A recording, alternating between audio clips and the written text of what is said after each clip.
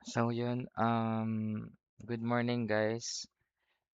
Kung mapapansin nyo, gabi or madilim kasi natutulog na si Jaja.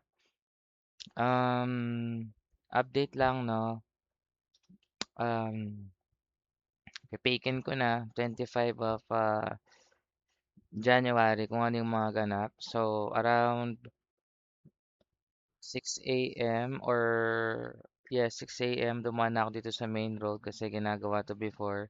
Pero ngayon okay na siya. Tapos, wait lang, bakit nagbe-blurred? Yun. Tapos, na-pre-order ko na rin yung Asus Top 5070 Ti. Nakapag-down na tayo ng 40.